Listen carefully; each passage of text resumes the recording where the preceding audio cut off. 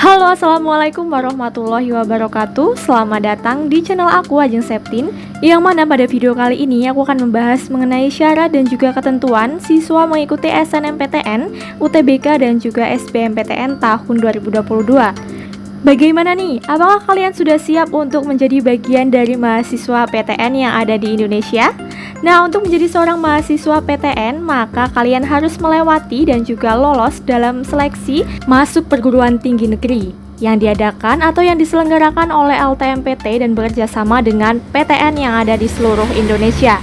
Adapun macam-macam seleksi tersebut yaitu meliputi SNMPTN, UTBK, SBMPTN, dan juga seleksi mandiri. Namun pada kesempatan kali ini aku akan lebih memfokuskan pembahasannya mengenai SNMPTN, UTBK, dan juga SBMPTN ya. Sebelum melangkah terlalu jauh, maka alangkah baiknya jika kalian itu mengetahui apa sih perbedaan SNMPTN, UTBK, dan juga SBMPTN. Oke, yang pertama yaitu SNMPTN. SNMPTN merupakan singkatan dari Seleksi Nasional Masuk Perguruan Tinggi Negeri, yang mana dalam seleksi ini kalian akan diminta untuk mengumpulkan atau melampirkan prestasi akademik dan juga non-akademik, yang tentunya itulah yang akan menjadi aspek penilaiannya. Nah, prestasi akademik ini meliputi nilai rapot, sedangkan untuk prestasi non-akademiknya ini meliputi piagam dan juga sertifikat yang kalian miliki. Dan perlu kalian ketahui bahwa tidak semua siswa dapat mengikuti SNMPTN. Jadi, hanya siswa yang masuk dalam kriteria berikut inilah yang berhak mengikutinya. Yang pertama yaitu merupakan siswa kelas 12. Untuk itu, bagi yang sudah lulus atau biasa disebut gap year, itu tidak bisa mengikuti SNMPTN. Syarat yang selanjutnya yakni harus memiliki NISN yang didaftarkan oleh Sekolah Kepangkalan Data Sekolah Siswa atau merupakan siswa eligible. Yang dimaksud siswa eligible yakni siswa yang dinyatakan layak mendaftar SNMPTN. Berdasarkan informasi dari LTMPT tahun 2021, untuk sekolah yang terakreditasi A diperbolehkan mengajukan sebanyak 40% siswa terbaiknya.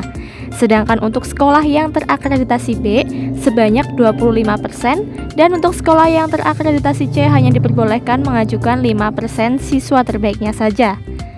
Seperti yang sudah aku sampaikan bahwa SNMPTN ini merupakan seleksi yang mendasarkan pada prestasi. Untuk itu, kalian harus memiliki nilai rapot dari semester 1 sampai dengan semester 5. Di tahun-tahun sebelumnya, nilai yang digunakan yakni nilai pengetahuannya saja. Selain itu, wajib bagi kalian yang memilih program studi seni dan juga olahraga untuk mengunggah portofolio ke laman yang sudah disediakan. Sedangkan bagi yang memilih prodi non-olahraga dan juga non-seni, maka tidak perlu mengunggah portofolio. Selanjutnya, jika kalian sudah ditentukan menjadi siswa eligible, maka kalian harus memiliki akun LTMPT. Pembuatan akun LTMPT dilakukan siswa secara mandiri ya.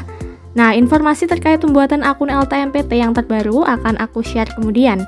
Bagi siswa yang eligible yang sudah memiliki akun LTMPT, maka kalian harus mengunggah berkas sesuai ketentuan yang meliputi foto, transkrip nilai rapot, piagam, sertifikat, serta portofolio bagi yang mempunyai atau bagi yang disyaratkan untuk mengunggahnya. Nah, kemudian baca dan pahami setiap ketentuan yang diinformasikan oleh LTMPT karena biasanya terdapat perbedaan dari tahun sebelumnya. Nah, itulah tadi syarat untuk siswa yang mengikuti SNMPTN. Adapun syarat dan ketentuan bagi siswa yang mengikuti UTBK SBMPTN adalah sebagai berikut. Namun sebelumnya aku akan menjelaskan garis besar apa itu UTBK dan juga SBMPTN. Keduanya ini memang berbeda ya. UTBK adalah ujian tulis berbasis komputer dan UTBK itu adalah ujiannya. Tahun 2021 UTBK-nya itu meliputi TPS dan juga TPA. Sedangkan 2020 UTBK-nya itu meliputi TPS saja. Sedangkan untuk SBMPTN itu adalah nama seleksinya. Seleksi bersama masuk perguruan tinggi negeri. Perolehan skor atau nilai dalam UTBK akan direkap dalam SBMPTN untuk kemudian hasilnya diumumkan. So, UTBK itu nama tesnya ya, sedangkan SBMPTN itu nama seleksinya. Untuk dapat mengikuti UTBK dan SBMPTN, maka kalian harus memperhatikan beberapa hal berikut ini, seperti memiliki akun LTMPT. Terdapat perbedaan antara peserta SNMPTN dan juga peserta yang boleh mengikuti UTBK SBMPTN ya. Peserta yang boleh mengikuti UTBK meliputi lulusan terbaru dan juga lulusan 2 tahun sebelumnya. Untuk lulusan terbaru, sebaiknya mempersiapkan SKL atau surat keterangan lulus karena belum memiliki ijazah atau ijazahnya belum dikeluarkan. Sedangkan untuk yang selain lulusan terbaru atau sering disebut gap year, sebaiknya mempersiapkan ijazah sebagai syarat mengikuti UTBK. Next, sebaiknya kamu juga membawa KTP. Nah, untuk KTP ini, bagi yang sudah berusia 17 tahun ke atas atau yang sudah memiliki KTP. Kalau bagi yang belum memiliki KTP, kalian bisa membawa surat keterangan siswa atau surat keterangan peserta didik yang kalian miliki sewaktu SMA. Selanjutnya yaitu surat keterangan sehat. Nah, kalau surat keterangan sehat ini sifatnya itu bila diperlukan saja ya.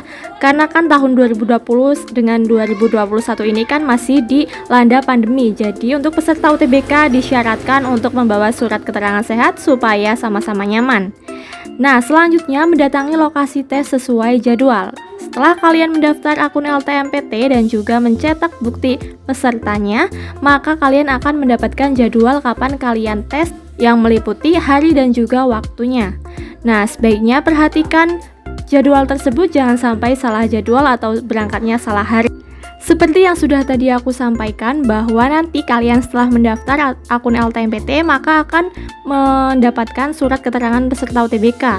Nah, itu suratnya jangan lupa dibawa ya saat kalian mengikuti UTBK atau mendatangi tempat tesnya untuk mengerjakan soal UTBK. Karena kalau tidak membawa surat keterangan peserta tersebut, maka kalian tidak diperbolehkan masuk oleh panitia untuk mengikuti tes. Jadi sebelum berangkat tes, baiknya diteliti ya, apakah kalian sudah membawa surat keterangan peserta UTBK atau belum. Dan surat ini tuh wajib banget harus dibawa. Selain itu, kalian juga harus memakai dress code sesuai ketentuan. Nah, jadi meskipun tidak ada ketentuan harus menggunakan pakaian hitam putih misalnya, tetapi di tahun-tahun sebelumnya itu maka diberi wejangan untuk memakai dress code atau pakaian yang sopan. Untuk ketentuan lebih rincinya, maka nanti akan disampaikan oleh pihak LTMPT saat mengadakan konferensi sebelum pelaksanaan UTBK. Selanjutnya, kalian juga harus menaati tata tertib yang berlaku. Nah, ini tata tertibnya itu meliputi apa saja yang boleh dilakukan dalam lokasi atau dalam ruangan tes. Jadi, misalnya tidak boleh membawa HP atau gadget, tidak boleh berbicara atau berkompromi dengan sebelahnya, dan lain sebagainya.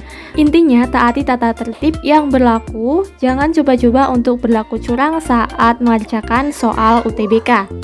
Nah, yang terakhir ini penting sekali ya teman-teman. Ini ditegaskan bahwa sejak tahun-tahun lalu bahwa peserta UTBK itu dipastikan bukan merupakan siswa yang sudah lulus dalam SNMPTN.